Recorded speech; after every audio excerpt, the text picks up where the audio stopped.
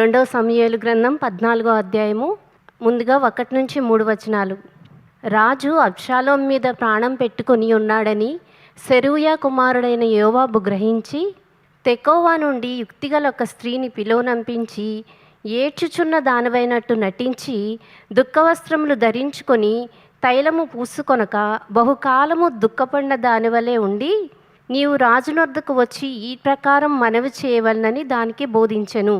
ఈ విషయం జరగడానికి ముందు కొద్ది కథను మనం తెలుసుకోవాలి. అదేంటంటే, ఆ రోజుల్లో ఈ సందర్భంలో ఇశ్రాయేలు దేశం చాలా ప్రశాంతంగా చక్కగా ఉంది. ఎందుకంటే దావీదు శత్రువులందరినీ జయించి తానే సింహాసనాసనుడై ఉండటం వల్ల ప్రజలు ఎటువంటి శత్రు భయం లేకుండా ఎంతో సంతోషంగా జీవిస్తున్నారు. అయితే ఇదంతా రాజ్యంలోనే, రాజభవనంలో మాత్రం ఒక రకమైన నిశ్శబ్దం అలుముకొని ఉంది.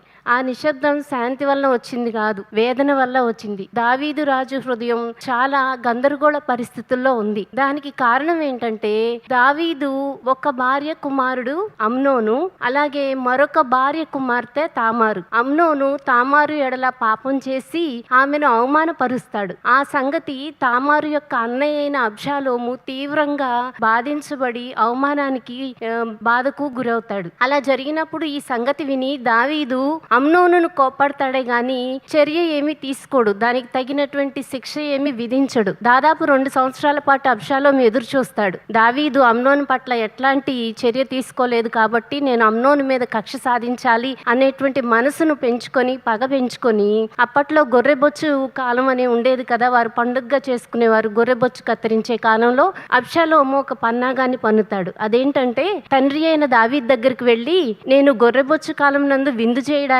మీ అందరిని ఆహ్వానిస్తున్నాను, నీతో పాటు రాజకుమారులందరినీ ఆహ్వానిస్తున్నాను, అమ్నోను కూడా తీసుకురమ్మని చెప్తాడు. దావీదు అంటాడు, ఒకంత ఆలోచించాడేమో, అయినా పెద్దగా పట్టించుకోలేదు, నేను రావడం కుదరదు కానీ రాకుమారులందరినీ పంపిస్తాను అంటాడు. అలాగే రాకుమారులందరూ ఆ విందు గదిలో విందు జరుగుతూ ఉన్నప్పుడు అబ్షాలోము తామారు పట్ల జరిగినటువంటి అన్యాయానికి పగ పెంచుకుని ఉన్నాడేమో తన సైనికులకు చెప్తాడు, ఎప్పుడైతే అమ్నోను బాగా మత్తులో మునిగి ఉంటాడో వెంటనే మీరు ఒక్కసారిగా వెళ్ళి అమ్నోను హతం చేయండి అని. అలాగే సమయాన్ని చూచి అక్కడ ఉన్నటువంటి సైనికులు అమ్నోను మీద పడి చంపుతారు. ఈ విషయం దావీదునికి తెలుస్తుంది. ఎప్పుడైతే ఇలా జరిగిందని తెలిసిందో, ఎంతైనా రాజు కదా, ఆవేశంలో ఏ నిర్ణయం తీసుకుంటాడోనని అబ్షాలోము అక్కడి నుంచి తన తల్లి ఊరు అంటే అమ్మమ్మ ఊరుకు పారిపోయి గెషూర్నికి వెళ్ళిపోయి అక్కడ 3 సంవత్సరాల పాటు దాక్కుని ఉంటాడు. 3 సంవత్సరాల పాటు అక్కడే ఉంటాడు. ఎటువంటి ఇద్దరికి మాటలు ఏమీ జరగవు. ఇక్కడ దావీదు పరిస్థితి అలాంటి పరిస్థితిలో ఉన్నప్పుడు మనం ఈ కథను, ఈ అధ్యాయాన్ని ఆరంభించాం. ఒక పక్కన రాజుగా న్యాయము,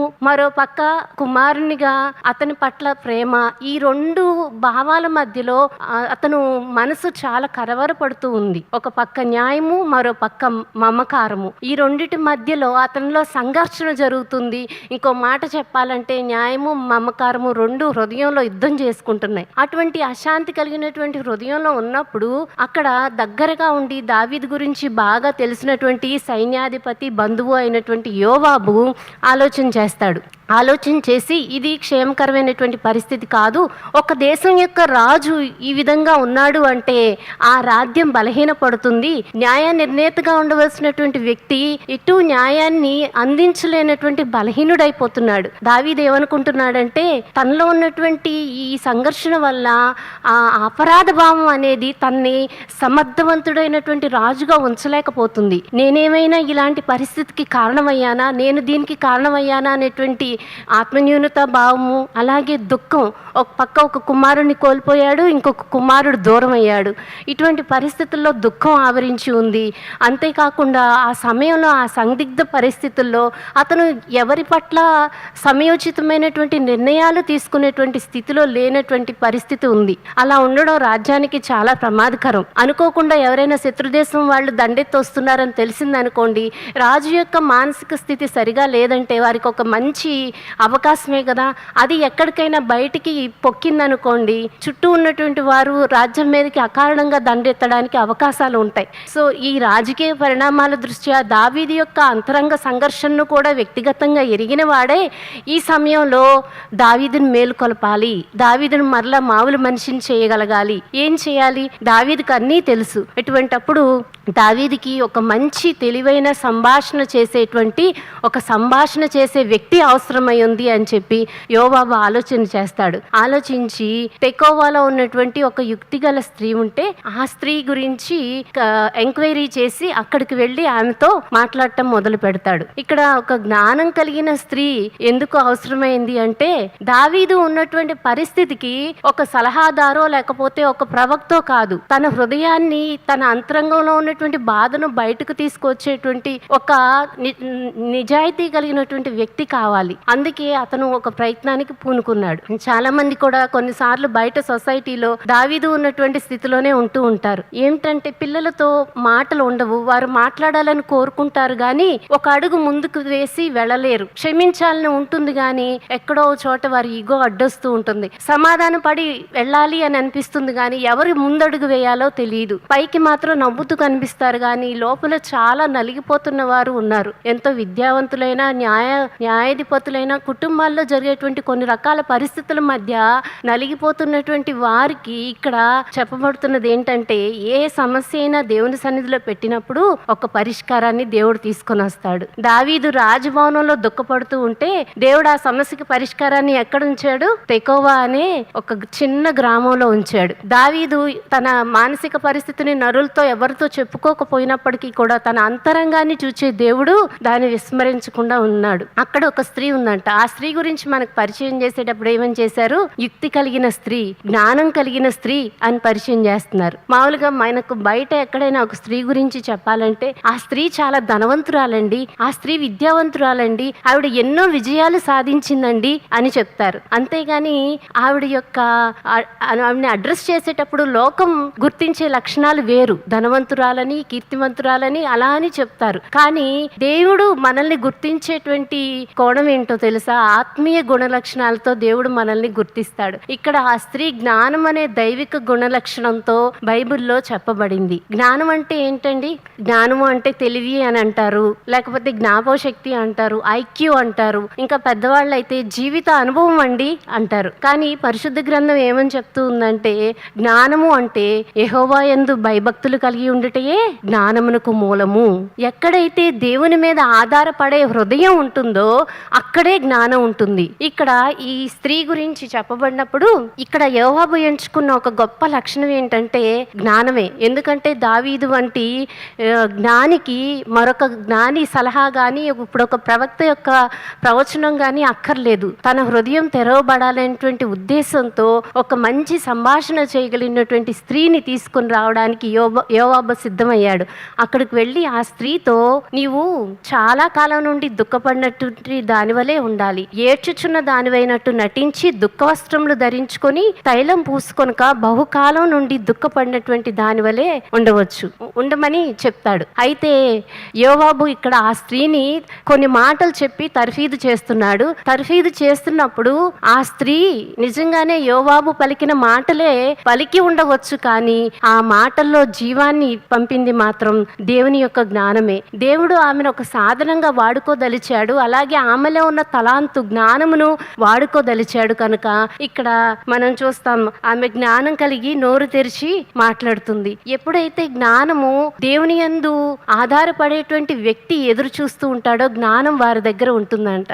మనం చాలా పనులు మన స్వశక్తి మీద, స్వజ్ఞానం చేత, సొంత ఆలోచనలతో చేయాలని తాపత్రయపడతాం. మనకు గోరంత తెలిస్తే కొండంత తెలిసినట్టుగా మనం భావిస్తాం. కానీ జ్ఞాని అయినటువంటి వాడు ఎప్పుడు దేవుని మీద ఆధారపడటాన్ని తన జీవితంలో ఎక్కువగా కోరుకుంటాడు. ఆ స్త్రీ అక్కడికి వెళ్ళమని మాటలు అందించినప్పటికీ ఆమె అక్కడికి వెళ్ళి దావీదుతో మాట్లాడటానికి ఎలా సిద్ధపడిందంటే, కేవలము మాటలతో మాట్లాడటం కాదు, యోవాబు దావీదు గురించి చెప్తున్నప్పుడు దావీదు హృదయం గురించి ఆమె తెలుసుకుంది, ఆలోచించింది. తెకోవా అనే పట్టణం, చిన్న గ్రామము యెరూషలేము పట్టణానికి 7 మైళ్ళ దూరంలోనే ఉండేది. ఒక రాజు గురించి ఆ రాజ్యంలో ఉన్న ప్రజలకు తెలియదా అండి? ఆ రాజు ఎటువంటి విజయాలను సాధించాడో, ఆ రాజు ఎటువంటి గొప్ప కార్యాలు చేశాడో ఇవన్నీ సామాన్యమైన ప్రజలకు తెలుస్తుంది. కానీ రాజు యొక్క అంతరంగాన్ని అర్థం చేసుకునేవారు అతి తక్కువ మందే ఉంటారు. యోవాబు చెప్పే మాటలను బట్టి ఈ స్త్రీ జ్ఞానం కలిగినదే. దావీదు ఎటువంటి హృదయ పరిస్థితుల్లో చిక్కుకొని ఉన్నాడో అని చెప్పి చక్కగా అవగాహన చేసుకుని అక్కడికి వెళ్ళడానికి తాను సిద్ధపడింది. ఇక్కడ ఈవిడలో ఉన్నటువంటి చాతుర్యం కేవలము మాటలతో మాట్లాడే చాతుర్యమే కాదు. ఈవిడ ఎమోషనల్ ఇంటెలిజెన్స్ కలిగి ఉన్నటువంటి వ్యక్తి. ఎలా అంటే కేవలము మాటలు మాత్రమే అన్నిసార్లు కార్యం చేయమండి. ఒక సమస్య ఉన్నప్పుడు ఆ సమస్య వెనక ఒక గాయపడిన హృదయం ఉంటుంది. మనం కూడా చాలాసార్లు బయటకు వెళ్ళి కొద్దిమందికి పరిచర్య చేస్తూ ఉంటాం కదా, వారు మనతో సమస్య చెప్తూ ఉన్నప్పుడు ఆ సమస్య వెనుక వారి గాయపడిన హృదయాన్ని చూడగలగాలి.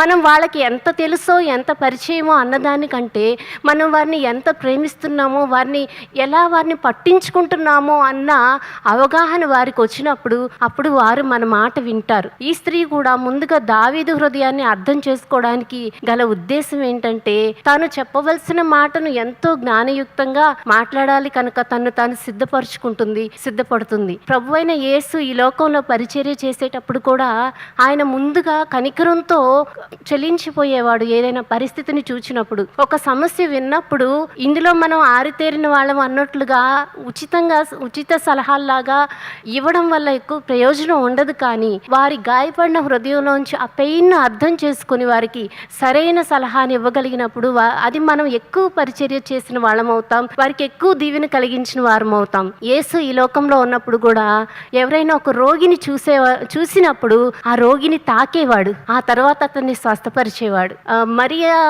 మరియా లాజరు కథలో కూడా అంతే. ఏడుస్తున్న మరియ దగ్గరికి వెళ్ళి ముందు మరియతో కలిసి ఏడ్చాడు, ఆ తర్వాత లాజర్ను తిరిగి లేపాడు. సమరయ స్త్రీ దగ్గరికి వెళ్ళినప్పుడు ముందు ఆమెను అడిగాడు, ఆమె కథంతా విన్నాడు, జాలి పడ్డాడు, ఆ తర్వాత ఆమె జీవితాన్ని మార్చివేశాడు. దేవుని పని చేయటము అంటే ఏదో వెళ్ళి 4 మాటలు చెప్పి మన బరువును మన బాధ్యతను తీర్చివేసుకున్నాం అన్నట్టుగా కాకుండా ఒక కన్స్ట్రక్టివ్ వేలో మనం ఒక ఇంటికి వెళుతున్నాం, ఒక వ్యక్తితో మాట్లాడుతూ ఉన్నాం అన్నప్పుడు ఎంత బాధ్యతతో, ఎంత నిబద్ధతతో, ఎంత భయముతో అక్కడ మనం పరిచర్య చేస్తున్నాం అన్నది చాలా ప్రాముఖ్యమైన విషయం. నేను ఇలా వెళ్ళిపోతానండి, ఆటోమేటిక్గా దేవుడే నన్ను వాడుకుంటాడు అని అనుకోవడం సరైన పద్ధతి కాదు. మనలో ఎంతో సిద్ధపాటు ఉండాలి. ఈరోజు నేను మాట్లాడే 4 మాటల ద్వారా ఒక జీవితం కట్టబడాలి నాయన, ఒక కుటుంబం ఐక్యతలోనికి నడిపించబడాలి, ఒక పాపం నుంచి విడుదల పొందాలి అని చెప్పి మనం ఆ సిద్ధపాటుతో భయముతో యజమాని పరిచర్య చేస్తున్నామని ఎలా అయితే ఈ స్త్రీ ఒక రాజు ఎదుటకు వెళ్ళడానికి రాజు హృదయాన్ని అర్థం చేసుకుని జ్ఞానం కలిగి సిద్ధపాటుతో ముందుకు వెళుతుందో అలా మనం దేవుని పరిచర్య చేసేటప్పుడు ఎంతో సిద్ధపాటు అనేది చాలా ప్రాముఖ్యమైన విషయం. సామెతల గ్రంథము 15వ అధ్యాయము 23వ వచనం. సరిగా ప్రత్యుత్తరం ఇచ్చువానికి దాని వలన సంతోషం పుట్టును, సమయోచితమైన మాట ఎంత మనోహరము. సమయోచితమైనటువంటి మాట పలికినప్పుడు ఆ మాట వారి జీవితాలకు ఎంత దీవెనగా మారుతుందో. ఒక విషయాన్ని విన్నప్పుడు ఆ విషయాన్ని గురించి మనం వెంటనే స్పందించటం కాకుండా ఆ విషయం గురించి ఆలోచించి, ఆ విషయం గురించి ప్రార్థించి, ఆ తర్వాత సమయోచితమైన సమయంలో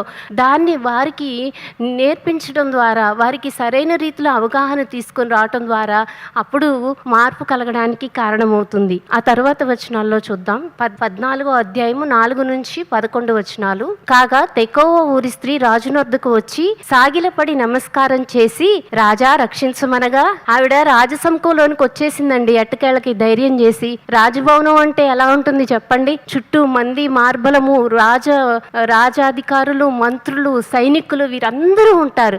అటువంటి చోట ఒక స్త్రీ వచ్చి ఎలా ఒక నాటకాన్ని, ఒక కథను ప్రజెంట్ చేయడానికి వస్తుందంటే ఆవిడకి ఎంత ధైర్యం కావాలి, ఎంత సిద్ధపాటు కావాలి. ఇక్కడ ఆవిడ ఒక ముఖ్యమైనటువంటి గురుతరమైన బాధ్యతను, ఒక మిషన్ను కంప్లీట్ చేయడానికి ఇక్కడికి వచ్చింది. ఇక్కడికి తను వచ్చేటప్పుడు భయంతో రాలేదు, కానీ దేవుని మీద ఆధారపడుతూ జ్ఞానాన్ని కలిగి వచ్చింది. రావడం ఏం చేసిందంట? రాజు ఎదుట సాష్టాంగపడిందంట. మాటల కంటే ముందు మన ప్రవర్తన మాట్లాడుతుందండి. మనం ఎక్కడ ఉన్నా సరే దేవుని ప్రతినిధులమైనటువంటి మనము మన ప్రవర్తన ఎలా ఉంటుందో అది జాగ్రత్తగా చూసుకోవాలి. దేవుడు మన నోటిని వాడుకోవాలి అంటే ముందుగా మన హృదయాన్ని చూస్తాడు. మన హృదయం దేవుని ఎదుట సరిగా ఉన్నదో లేదో అని ముందు హృదయాన్ని చక్కబరుచుకున్న తర్వాతే, దేవునితో సమాధాన పరుచుకున్న తర్వాతే, ఆ తర్వాతే దేవుడి నోటిని వాడుకుంటాడు జ్ఞానంతో నింపి.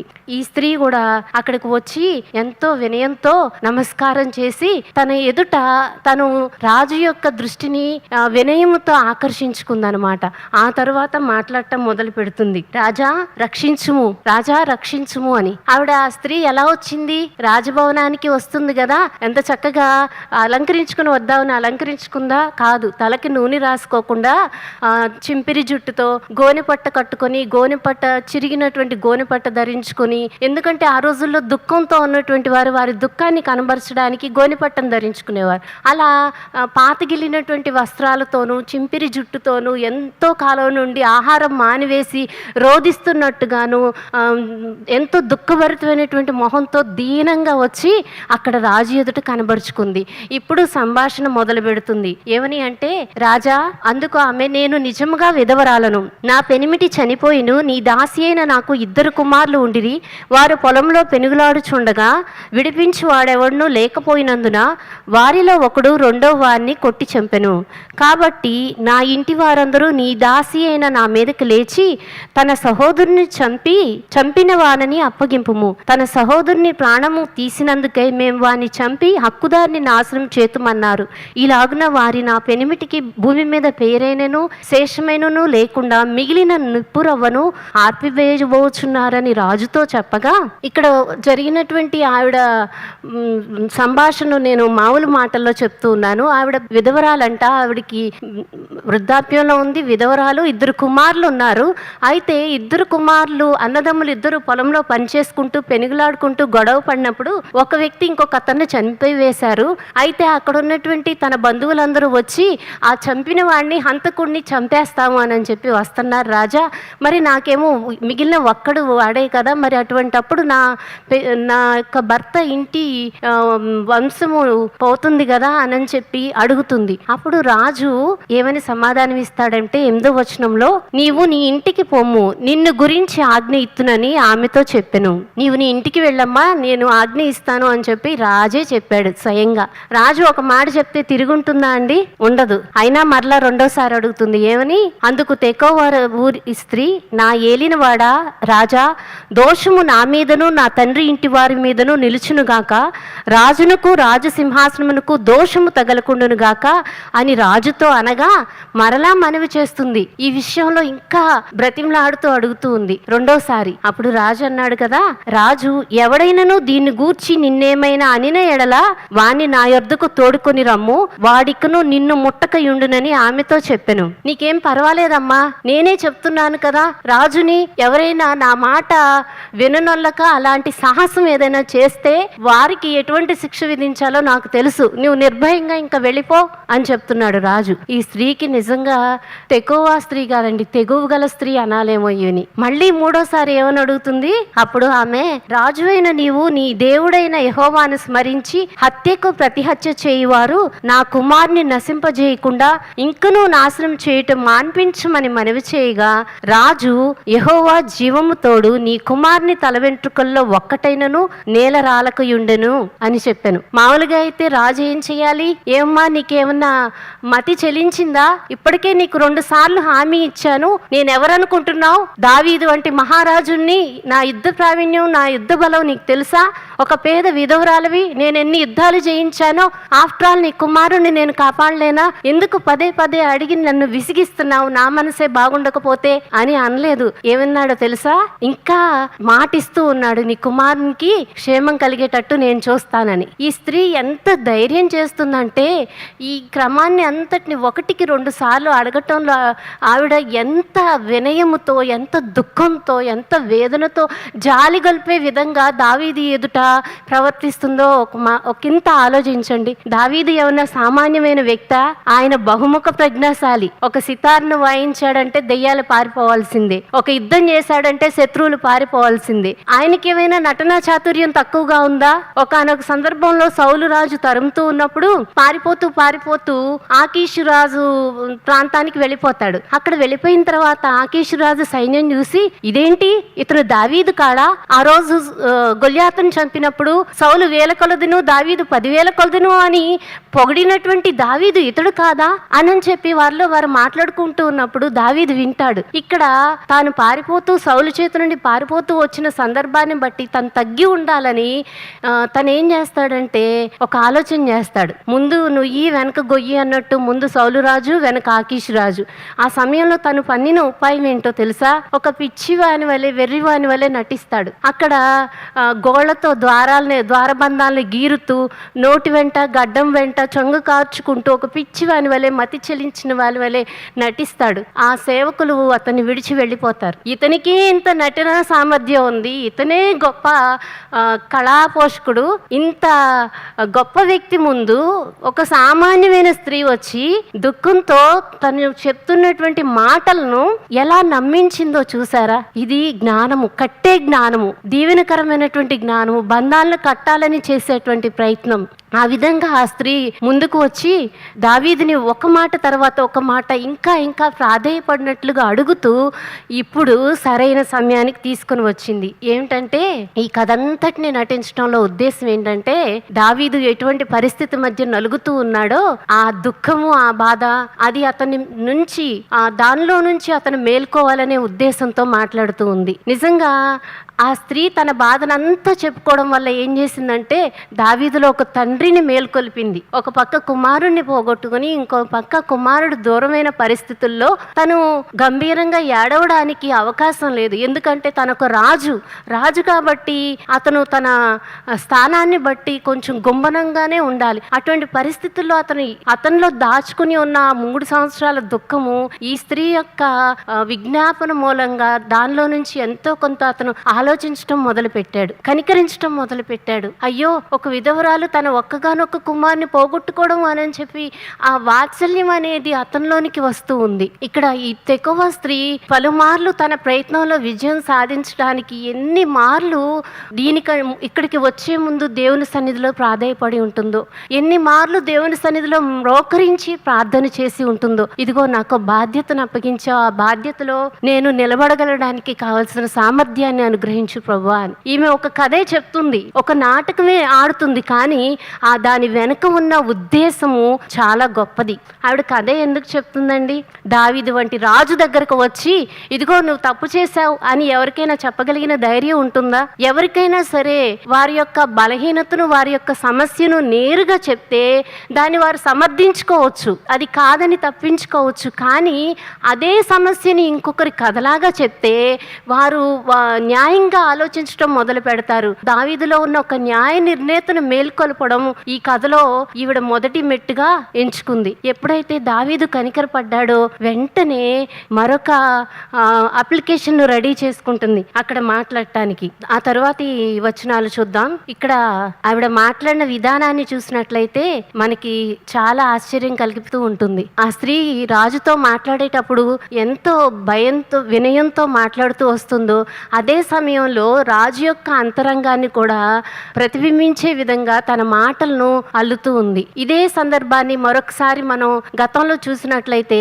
దావీదు బత్షెబాతో పాపం చేసినప్పుడు నాతాను ప్రవక్త వచ్చి ఒక ఉపమానం రూపంలోనే చెప్తూ ఉంటాడు. ఒక ధనవంతుడు, పేదవాడు ఉన్నాడు.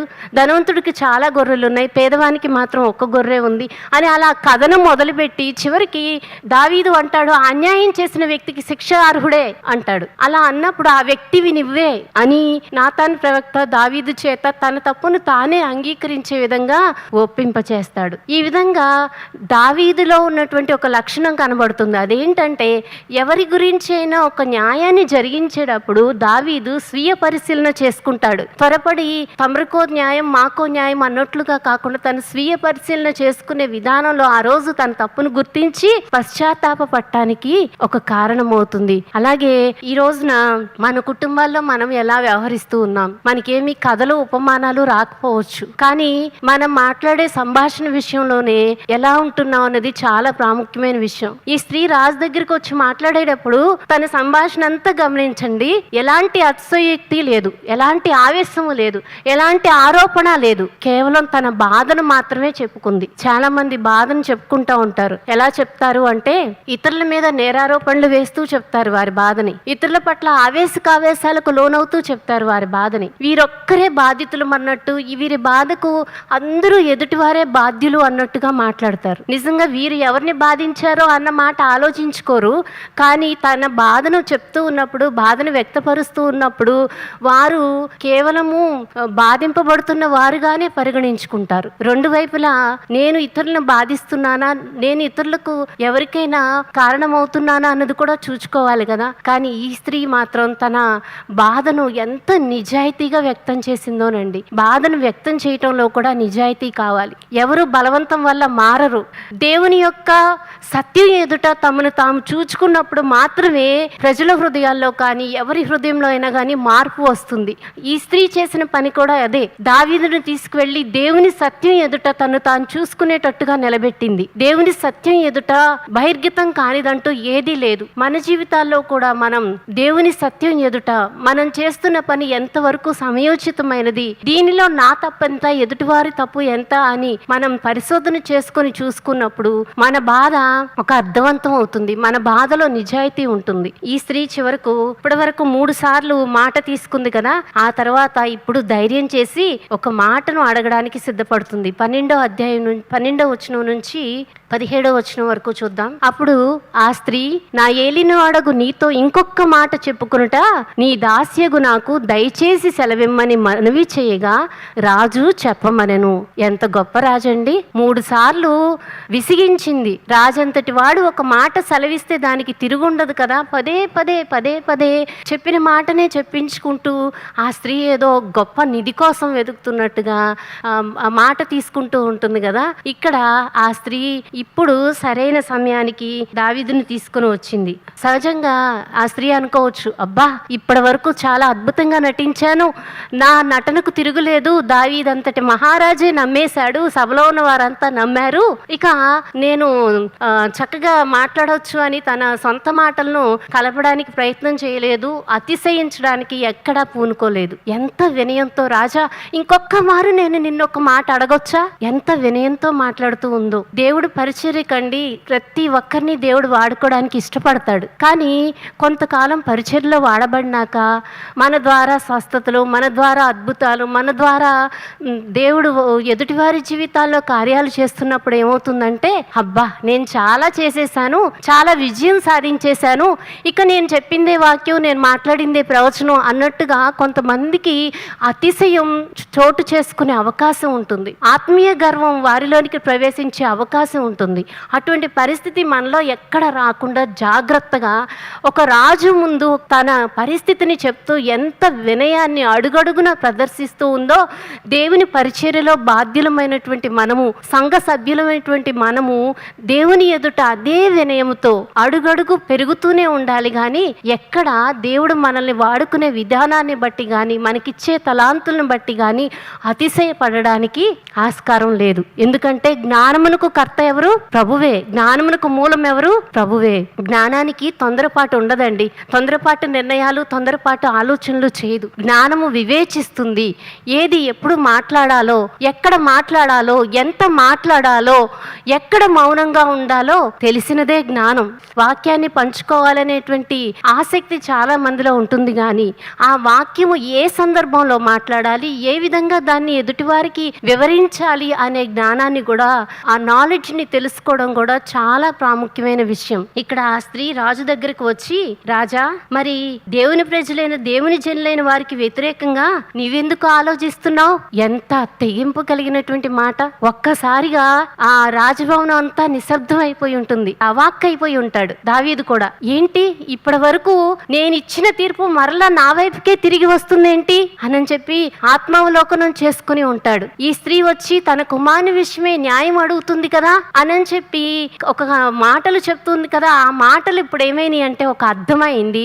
ఆ అర్థంలో దావీదు తన్ను తానే చూసుకుంటున్నాడు. ఈ తెకోవ స్త్రీలో ఉన్నటువంటి జ్ఞానం ఇదేనండి. తాను విస్తారమైన మాటలు మాట్లాడలేదు, కానీ ఆలోచింపచేసే ఒక్క ప్రశ్న ద్వారా దావీదు యొక్క మనసును మేల్కొల్పింది. కొన్నిసార్లు కొన్ని ప్రసంగాలు, ఉపన్యాసాలు కంటే కూడా కొన్ని ప్రశ్నలు మన జీవితంలో చాలా మార్పును తీసుకొని వస్తాయి. ఆ రోజు దేవుడు ఆదాముతో అంటాడు కదా, ఆదామా నువ్వెక్కడున్నావు? ఆ ఒక్క ప్రశ్న చాలు ఆదాము తన స్థితిని అంతటిని గుర్తించడానికి. మన జీవితంలో కూడా మన విశ్వాసం ఎక్కడుంది అని ప్రశ్నించుకుంటే చాలు, మన ఆత్మీయ ఎదుగుదల ఎక్కడుందో తెలుస్తుంది. అలాగే ఇప్పుడు ఈ స్త్రీ చక్కగా ఒక ప్రాధేయపడుతూ దావీదుని కనికరం మనసుతో ఉండేటట్లుగా చేసింది. ఎప్పుడైతే దావీదు మనసు మెత్తబడిందో ఇంకా కోపడగలదా? చక్కని అవకాశం కోసం ఎదురు చూసింది. ఎదుటి వారిని మనం చెప్పే మాట వినే స్థితిలో ఉన్నారో లేదో అది గ్రహించుకొని మనం చెప్పాలి. అప్పుడు మన మాట ఎక్కువ ప్రయోజనకరం అవుతుంది. ఈ స్త్రీ ఎప్పుడైతే ఆ ప్రశ్న అడిగిందో వెంటనే దావీదు మౌనమైపోయి ఆలోచించుకోవడం మొదలుపెట్టాడు. ఓ రాజా, నువ్వు ఒక చెడ్డ తండ్రివి, నీ పాపం వల్లే ఇలా జరిగింది, నీ కుటుంబం అంతా ఇలా అయిపోవడానికి కారణం నీదే అని నేరారోపణ చేయలేదు. కానీ దావీదును తాను చూసుకోవడానికి ఒక ద్వారాన్ని తెరిచింది. తన మనస్సాక్షిని తెరిచి ఆత్మావలోకనం చేసుకోవడానికి ఒక అవకాశాన్ని కలిగించింది. ఆ తర్వాత వచనాల్లో చూద్దాం. 2 సమూయేలు గ్రంథం 14వ అధ్యాయం 12వ వచనం. నా ఏలినవాడా, నీతో ఇంకొక మాట చెప్పుకొనుట నీ దాస్యగు నాకు దయచేసిన ఎడల దయచేసి సెలవిమ్మని మనవి చేయగా రాజు చెప్పుమనెను. అందుకు ఆ స్త్రీ, దేవుని జనులైన వారికి విరోధముగా నీవెందుకు దీన్ని తలపెట్టి ఉన్నావు? రాజు ఆ మాట సెలవిచ్చుట చేత తాను వెళ్ళగొట్టిన తన వాణ్ణి రానియక తానే దోషియగుచున్నాడు అని చెప్పి తనలో ఉన్నటువంటి ఒక న్యాయ నిర్ణేతను బయటికి తీసుకుని వస్తుంది. ఈమె ఒక సత్యాన్ని చెప్తుంది. ఆ సత్యం ఎలా చెప్తుందంటే గట్టిగా కఠినంగా చెప్పట్లేదు. ఒక కథ రూపంలో దావీదుని ఆ స్థానంలో ఆలోచింపచేసే స్థితికి తీసుకుని వచ్చి చెప్తుంది. ఎఫ్సి పత్రికలో ఉంటుంది, ప్రేమ కలిగి సత్యం చెప్పుచు మనమందరము క్రీస్తు వలె ఉందాము అని. ప్రేమ లేనిటువంటి సత్యము చాలా కటువుగా ఉంటుంది, గాయం చేస్తుంది.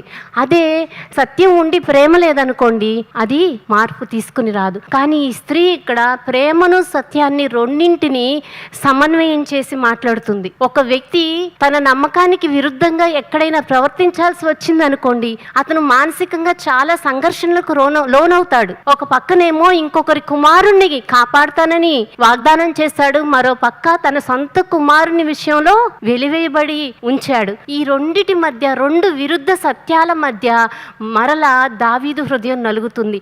ఈ సందిగ్ధంలోనికి తీసుకుని వచ్చి దావీదు సరైన విధంగా స్పందించడమే ఈ స్త్రీ యొక్క మిషన్. ఇక్కడ ఈ స్త్రీ తన హృదయాన్ని మేల్కొలిపి ఇంకొక అద్భుతమైన మాట మాట్లాడుతుంది దావీదుతో. అది 14వ వచనంలో ఉంటుంది. ఈ స్త్రీ చేసినటువంటి పని ఎంత సాహసోపేతమైనదో. నాతానైతే ఇదిగో దావీదు, నీవు పాపం చేశావు అని చెప్పి నేరుగా చెప్పగలడు, ఎందుకంటే తనొక ప్రవక్త కాబట్టి. కానీ ఈ స్త్రీ ఒక సామాన్యమైన గ్రామంలో ఉన్నటువంటి సాధారణ స్త్రీ.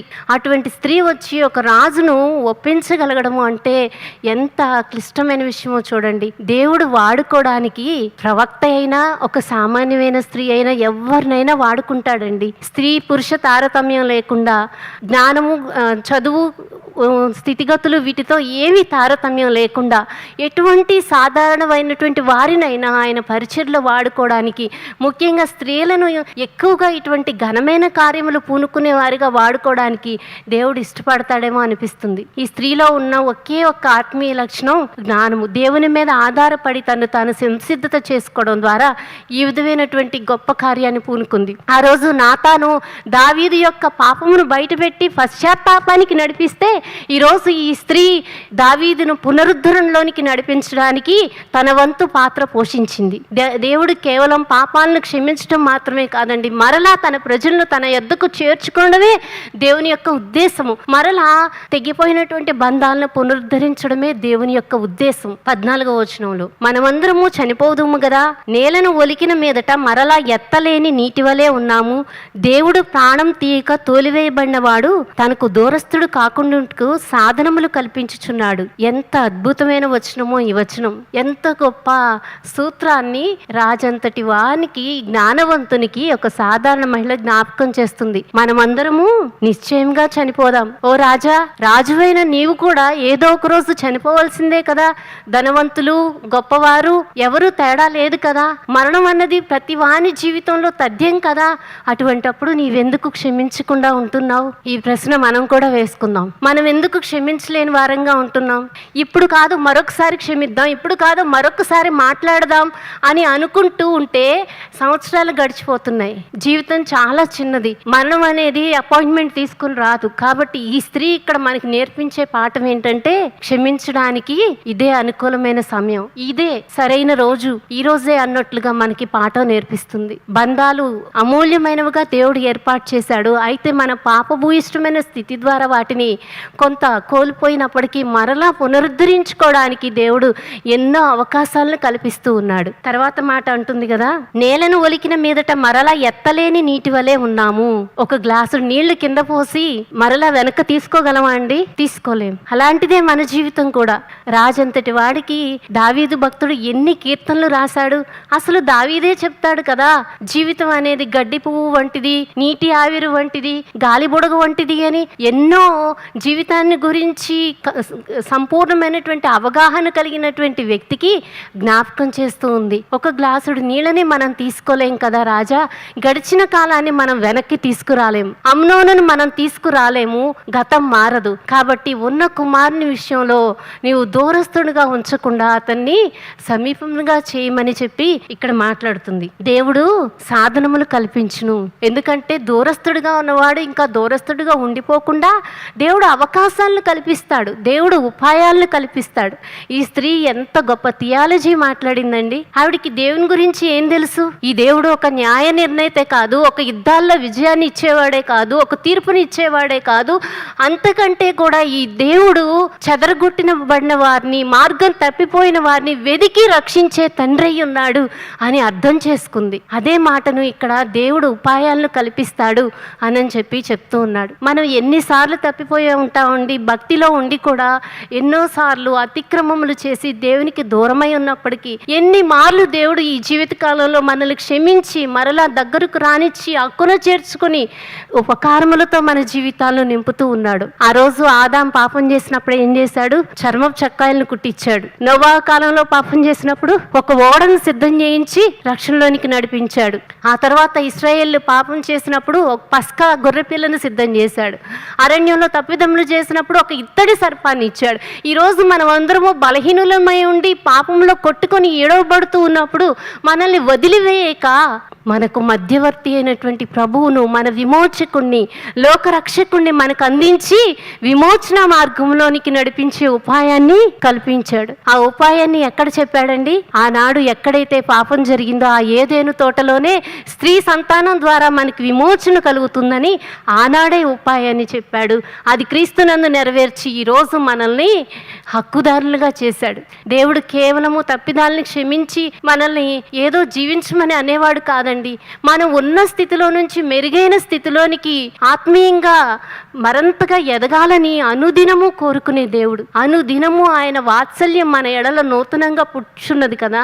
అటువంటప్పుడు ఆ ప్రేమకు ఆధారం ఏంటంటే ఆయన కుమారులంగా కుమార్తెలంగా ఆయన రూపులోనికి మనం మలచబడమే. ఆ విధంగా ఎదగాలని దేవుడు మన నుంచి కోరుకుంటూ ఉన్నాడు. ఆ తరువాత మాట, వెలివేయబడిన వాడు దూరంగా ఉండకుండా ఉండేటట్లు. ఇదే దేవుని హృదయం అండి, పరితపించే దేవుని హృదయం. తల్లిదండ్రులుగా పిల్లలు విదేశాల్లో ఉంటేనే వారికి గుర్తుకొచ్చినప్పుడు, లేదా ఇష్టమైనది ఏదన్నా తింటూ ఉన్నప్పుడు, లేదా శుభకార్యాల్లో అట్లా మన పిల్లలు కూడా ఇక్కడ ఉంటే బాగుండు ఎన్నిసార్లు గుర్తు చేసుకుంటారో కదా. పిల్లలు ఇంటికి దూరంగా ఉంటే దేవుడు తన పిల్లల్ని పట్ల కూడా ఎంతో ప్రేమను పంచాలనుకుంటాడు, అందించాలనుకుంటాడు. వారు ఇంకా స్వీకరిస్తే బాగుండు, వారి జీవితాల్లో నా ప్రేమను ఇంకా అర్థం చేసుకుంటే బాగుండు అని చెప్పి కోరుకుంటూ ఉంటాడు. అటువంటిది మనము దేవుని ప్రేమను మరచిపోవడం కాదు కదా. వెన్ను చూపి పాపాన్ని ప్రేమించిన స్థితిలో ఉన్నప్పుడు సైతము దేవుడు మనల్ని వెలివేయకుండా మనల్ని సమకూర్చేటట్లుగా కృప చూపించాడు. కయ్యూను దేవునికి విరుద్ధంగా పాపం చేసినప్పుడు కయ్యూను వెదికాడు, హాగర్ను వెదికాడు, యోనాను వెదికాడు. అలాగే ఈ రోజున మనందరినీ కూడా వెదికి సంపాదించుకుని తీసుకుని వచ్చి ఆయన చెంత చేర్చుకుని ఉన్నాడు. ఇదేనండి ఆ తెకోవ స్త్రీ చేసింది. దేవుని యొక్క గొప్ప స్వభావాన్ని రాజుకు జ్ఞాపకం చేసింది. దావీదులో ఉన్నటువంటి విశిష్ట లక్షణం ఏంటో తెలుసా? ఎవరైనా తన తప్పును లేదా తన బలహీనతను ఎత్తి చూపిస్తే వారి మీద విమర్శించి వారిని గద్దించి దూషించడం కాకుండా దాన్ని తీసుకొని సరిచేసుకొని తన జీవితంలో ఆ విమర్శ తాలూకా ఏవైనా నిజానిజాలు ఉంటే స్వీయ పరిశీలన చేసుకునే గుణం దావీదులో ఉంటుంది. అందుకే అతను అంతగా పశ్చాత్తాపడటానికి దేవుని సన్నిధిలో పలుమార్లు కీర్తన ద్వారా ఆయన దేవుని పట్ల తన యొక్క కృతజ్ఞతను తెలపడానికి గల కారణం, మనం మనకి ఏదైనా ఒక బలహీనత మనలో తావు చేసుకున్నప్పుడు ఎవరైనా దగ్గర వారు మన మేలు కోరి ఒక మాటను సానుకూలంగా మనకు తెలియచేసినప్పుడు మనం కూడా ఆత్మావలోకనం చేసుకుని పరిశీలన చేసుకుని సరిచేసుకోవడం అన్నది మనకు చాలా దీవెన కలుగుతుంది. జరుగుతుంది. ఆ తరువాత వచనాలు చూద్దాం. 18 నుండి 20 వచనాలు. 14వ అధ్యాయం 18 నుండి 20. రాజు, నేను నిన్ను అడుగ సంగతి నీవెంత మాత్రము మరుగు చేయవద్దని ఆ స్త్రీతో అనగా, ఆమె నా ఏలిన వాడవగు నీవు సెలవీయమనెను. అంతట రాజు, యోవాబు నీకు బోధించనా అని ఆమె అడిగినందుకు ఆమె ఇట్లనెను, ఏలిన వాడవైన రాజా, నీ ప్రాణము తోడు చెప్పిన దానిని తప్పక గ్రహించుటకు నా ఏలిన వాడవును రాజునగు నీ వంటి వాడొకడును లేడు. నీ సేవకుడగు యోవాబే నాకు బోధించి ఈ మాటలన్నీ నీ దాసినగు నాకు చెప్పెను అనెను. ఇక్కడ ఎప్పుడైతే దావీదు అంతరంగం మేల్కొల్పబడిందో అర్థమైపోయింది, దీని వెనక ఎవరో ఉన్నారు. ఎవరో ఎందుకుంటారు? యోవాబే ఉంటాడు. ఎందుకంటే దావీదుకు దగ్గరగా అతనే ఉంటాడు కదా. దావీదు యొక్క అంతరంగాన్ని, వ్యక్తిగత విషయాలను బాగా తెలిసినటువంటి వాడు అతనే. అయితే ఈ స్త్రీ ఇంత జ్ఞానము, ఈ ఆలోచన, ఈ భాష, ఈ ధైర్యం ఎక్కడి నుంచి వచ్చాయి? దీని వెనక ఎవరో ఉన్నారు. యోవాబేనా అడిగితే, అవును రాజా, నీ వంటి జ్ఞానం కలిగిన వారు ఇంకెవరున్నారు రాజా, నీవు గ్రహించగలిగినటువంటి వాడు యోవాబే ఈ మాటలన్నీ నాకు చెప్పాడు అని చెప్పి అక్కడ తన వినయంతో సమాధానం ఇవ్వడం మనం చూస్తాం. ఒక వ్యక్తిని దేవుడు ఎంచుకుని వాడుకున్నప్పుడు ఈ స్త్రీలాగా ఎప్పుడు ఆ ఘనతను తాను తీసుకోకుండా, యోవాబు నాకు అప్పగించిన దానినే నేను ఆ విధంగా చేశాను అని తను సక్సెస్ అయిన తర్వాత యోవాబుకు చెప్పిన దాన్ని బట్టే చేశాను అని చెప్పి వినయంతో చెప్పింది. చాలాసార్లు ఏంటంటే సక్సెస్ అయితే మనది ఆ గొప్పతనం అంతా, ఫెయిల్ అయితే మంది కాదు. పాలు తోడేసాం అనుకోండి, తోడుకోలేదు, మంది తప్పు కాదు, పాలదే తప్పు, అంతేనా? అలాగే ఇక్కడ మనము ఎక్కడైతే కొన్ని విషయాల్లో విజయాన్ని పొందుకుంటామో, దేవుని పని చక్కగా నెరవేరుస్తామో, అది జరిగించిన తర్వాత దాని తాలూకా మహిమనంతా దేవునికి ఆపాదించడం వల్ల నిజంగా మనం దేవుని గణపరిచిన వారం అవుతాం. నేను ప్రార్థన చేస్తేనే, నేను వెళ్ళి సువార్త చెప్తేనే, నేను వెళ్ళి పరిచర్య చేస్తాను, రైటే, దేవుడు మిమ్మల్ని వాడుకున్నాడు, నన్ను వాడుకున్నాడు, మనందరినీ వాడుకున్నాడు. కానీ మనం వేసింది ఒక చిన్న విత్తనమే, కానీ దాన్ని కాపుగాసి పెంచి పోషించి పంట వరకు వచ్చే వరకు చేసుకున్నటువంటి వాడు దేవుడే. మనం చేసేది చిరు ప్రయత్నమే దేవుని పనిలో. ఆ ప్రయత్నాన్ని మనం ఎంత సమర్థవంతంగా చేయగలుగుతున్నాం అనేది చాలా ప్రాముఖ్యమైన విషయం. ఆ తర్వాత కథ ఇంకా ఉంటుంది, మీరు తర్వాత చదువుకోవచ్చు. దావీదు మనసు మారి అబ్షాలోంని యెరూషలేముకి తిరిగి తీసుకుని రమ్మని ఆజ్ఞాపిస్తాడు. అయితే తన ముఖాన్ని చూడటానికి మాత్రం 2 సంవత్సరాల వరకు ఇష్టపడడు. అబ్షాలోము ఇంటిలోనే ఉండిపోతాడు. బయట వారందరికీ ఏమని తెలుస్తుంది? దావీదు అబ్షాలోము కలిసిపోయారంట, కాబట్టి మనం దండయాత్రలు చేయడానికి, తిరుగుబాటు చేయడానికి మన వల్ల కాదు అని చెప్పి శత్రుభయం లేకుండా ఉండడానికి రాజకీయంగా ఇది ప్రయోజనం అయి ఉంటుంది, కానీ వారి మనసులు మాత్రం కలవలేదు. ఈ స్త్రీ చేసినటువంటి ప్రయత్నము వారిని దగ్గర చేసిందే గాని, దూరం విషయంలో దగ్గర చేసిందే గాని హృదయాలను మాత్రం కలపలేకపోయింది. ఆ హృదయాలను, ఒక వ్యక్తి జీవితాన్ని మార్చి హృదయాన్ని కదిలించగలిగిన శక్తి దేవుని కృపకు మాత్రమే ఉంది. దేవుని యొక్క జోక్యం లేకుండా ఏ మనిషి సంపూర్ణంగా పరిచర్య చేయలేడు. ఆ స్త్రీ తన వంతు తన పాత్రను ముగించింది. కానీ ఈ లోకంలో మనం చేయవలసినటువంటి పనిని జరిగించడానికి నేడు పరిశుద్ధాత్ముడు మనకు సహాయం చేస్తూ ఉన్నాడు. మనం కూడా ఈ లోకంలోనికి ఒక తెగువ స్త్రీ వలె పంపించబడ్డాం దేవుని చేత. మనం కూడా ఈ లోకంలో కొంతమంది ప్రయోజనం కొరకు, కొంతమందిని మేల్కొల్పడానికి, కొంతమంది ప్రభువులోనికి తీసుకుని రావడానికి, రక్షణ మార్గం చూపించడానికి దేవుడు మనకు టాస్క్ను అప్పగించాడు. ఆ టాస్క్ని పూర్తి చేయడానికి మనం ఎంత సంసిద్ధతతో, సమర్పణతో, సిద్ధపాటుతో కొనసాగుతూ ఉన్నాం. ఆ స్త్రీ ఎవరి పక్షం తీసుకోలేదు, దావీదు పక్షం తీసుకోలేదు, అబ్షాలోము పక్షం తీసుకోలేదు, తాను పంపించినటువంటి యోవాబు పక్షం తీసుకోలేదు, దేవుని పక్షం తీసుకుంది. అలాగే మనము చేసే పరిచర్యలో కూడా మనము దేవుని పక్షంగా ఉండి దేవుని సాధనములుగా ఆయన యొక్క చిత్తాన్ని జరిగించే వారముగా ఉండాలి. పరిపూర్ణమైన మధ్యవర్తి ఎవరు? క్రీస్తే. ఆయన రాకుండా మన పరిచర్య ఎప్పుడు అసంపూర్ణమే. ఒకప్పుడు దేవునికి విరోధంగా ఉన్నటువంటి మనల్ని క్రీస్తు రక్తం వలన, క్రీస్తు నందు మనందరినీ ఐక్యం చేశాడు. మనం కూడా ఈ విధంగా దూరస్థులమై ఉన్నాం. తండ్రితో మనకి కలిగినటువంటి ఎడబాటు వలన మనము కూడా దేవునితో అన్యోన్య సంబంధమును కోల్పోయాం. అటువంటి సమయంలో మన రక్షకుడు, మన ప్రభువు మన కొరకు చేసిన త్యాగం ద్వారా ఈరోజు అన్యోన్య సంబంధం కలిగినటువంటి వారమై ఆయన వాగ్దాన పుత్రులుగా జీవించగలుగుతున్నాం. ఇటువంటి రక్షకుడిని కలిగి ఉన్నందుకు మనం దేవుని స్తుతిద్దామా?